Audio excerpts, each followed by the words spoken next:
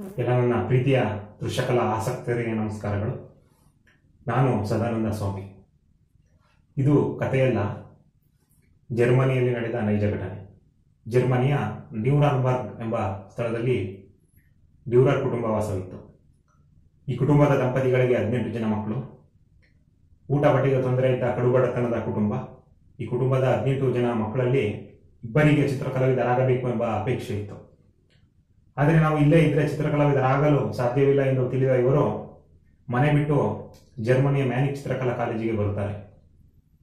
ಆದರೆ ಇಲ್ಲಿನ ಕಾಲೇಜಿನ ಫೀಸನ್ನು ಭರಿಸಲು ಸಾಧ್ಯವಾಗದೆ ಇವರು ಚರ್ಚೆ ಮಾಡಿ ಒಂದು ನಿರ್ಧಾರಕ್ಕೆ ಬರುತ್ತಾರೆ. ಈ ನಿರ್ಧಾರದಂತೆ ಆಲ್ಬ್ರೆಕ್ಟ್ ಡ್ಯೂರರ್ ಇವನು ಮ್ಯಾನಿಕ್ ಚಿತ್ರಕಲಾ ಕಾಲೇಜಿಗೆ ಹೋಗ್ತಾನೆ. ಇವನ ಅಣ್ಣ ರಸ್ತೆ ಬದಿಯಲ್ಲಿ ಕಲ್ಲನ್ನು ಹೊಡಿತಾ ರಸ್ತೆ ಕಾಮಗಾರಿಗಳನ್ನು ಮಾಡ್ತಾ ಇದರಿಂದ ಬಂದಂತ ಹಣವನ್ನು ತಮ್ಮನ ಕಾಲೇಜು ಫೀಸಿಗೆ ನೀಡ್ತಾ ಇರ್ತಾನೆ. 3 ವರ್ಷದ ಬಳಿಕ ಆಲ್ಬ್ರೆಕ್ಟ್ ಡ್ಯೂರರ್ ಹೆಸರಾಂತ ಚಿತ್ರಕಲಾವಿದನಾಗಿ ಹೊರಹೊಮ್ಮುತ್ತಾನೆ. ಇವನು ಬಿಡಿಸಿದ ಚಿತ್ರಗಳು ಮಾರಾಟವಾಗಲು ಪ್ರಾರಂಭಿಸುತ್ತದೆ.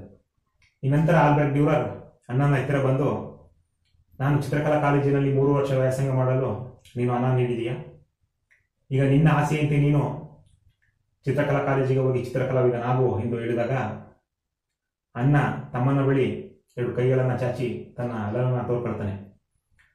ರಸ್ತೆ ಕೆಲಸ ಮಾಡಬೇಕಾದ್ರೆ ಈ ಕೈ ಬೆರಳುಗಳಿಗೆ ಈ ಕೈಗೆ ಪೆಟ್ಟು ಬಿದ್ದು ಕೈ ಸೊಟ್ಟಾಗಿದೆ, ಕೈ ಬೆರಳುಗಳು ಸೊಟ್ಟಾಗಿದೆ.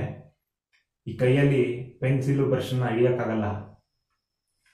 ಇದು ಕಲಾವಿದನ ಕೈಯಲ್ಲಪ್ಪ, ಈ ಜನ್ಮದಲ್ಲಿ ನಾನು ಕಲಾವಿದನಾಗಕ್ಕೆ ಸಾಧ್ಯ ಇಲ್ಲ ಎಂದು ಹೇಳಿದಾಗ ಆಲ್ಬ್ರೆಕ್ಟ್ ಡ್ಯೂರರ್ ತನ್ನ ಅಣ್ಣನ ತ್ಯಾಗವನ್ನು ಸ್ಮರಿಸಿ ಅಣ್ಣನ ಕೈ ಚಿತ್ರವನ್ನು ಬಿಡಿಸ್ತಾನೆ. ಈ ಕೈ ಚಿತ್ರಕ್ಕೆ ಫ್ರೇಯಿಂಗ್ ಹ್ಯಾಂಡ್ ಅಂತ ಶೀರ್ಷಿಕೆಯನ್ನು ಕೊಡ್ತಾನೆ. ಆಲ್ಬ್ರೆಕ್ಟ್ ಡ್ಯೂರರ್ ತನ್ನ ಜೀವಿತಾವಧಿಯಲ್ಲಿ ಎಲ್ಲಾ ಚಿತ್ರಗಳನ್ನ ಮಾರಾಟ ಮಾಡಿದ್ರು ತನ್ನ ಅಣ್ಣನ ಕೈ ಚಿತ್ರವನ್ನ ಮಾರಾಟ ಮಾಡುವುದಿಲ್ಲ. ಆಗ ಜನಗಳು ಕೇಳ್ತಾರೆ, ಯಾಕೆ ನೀವು ಈ ಸೊಟ್ಟ ಇರುವ ಕೈಯನ್ನ ಚಿತ್ರ ಬಿಡಿಸಿದರೆ ಅಂತ ಕೇಳಿದಾಗ, ಹೌದು ಇದು ಕುರೂಪ ಇರಬಹುದು ಈ ಕೈ, ಆದರೆ ನನ್ನ ಜೀವನದಲ್ಲಿ ನಾನು ಇಷ್ಟು ಸುಂದರವಾದ ಕೈಗಳನ್ನ ನಾನು ನೋಡೇ ಇಲ್ಲ. ಕಾರಣ ನಾನು ಇವತ್ತು ಚಿತ್ರಕಲಾವಿದನಾಗಲು ಈ ಕೈಗಳೇ ಕಾರಣ ಎಂದು ಹೇಳ್ತಾನೆ.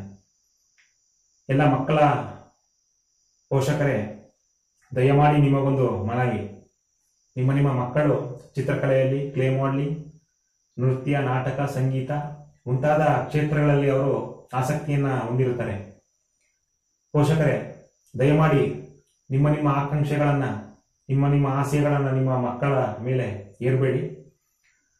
ಅವರು ಆಸಕ್ತಿ ಪಟ್ಟ ಕ್ಷೇತ್ರಗಳಲ್ಲಿ ಅವರನ್ನ ಮಾರ್ಗದರ್ಶನ ಮಾಡಿ, ಪೋಷಣೆ ಮಾಡಿ, ಬೆಳೆಸಿ. ಇದರಿಂದ ನಿಮಗೂ ಹೆಮ್ಮೆ, ಈ ನಾಡಿಗೂ ಹೆಮ್ಮೆ ತರುವುದರಲ್ಲಿ ಯಾವುದೇ ರೀತಿಯಾದ 2 ಮಾತೇ ಇಲ್ಲ.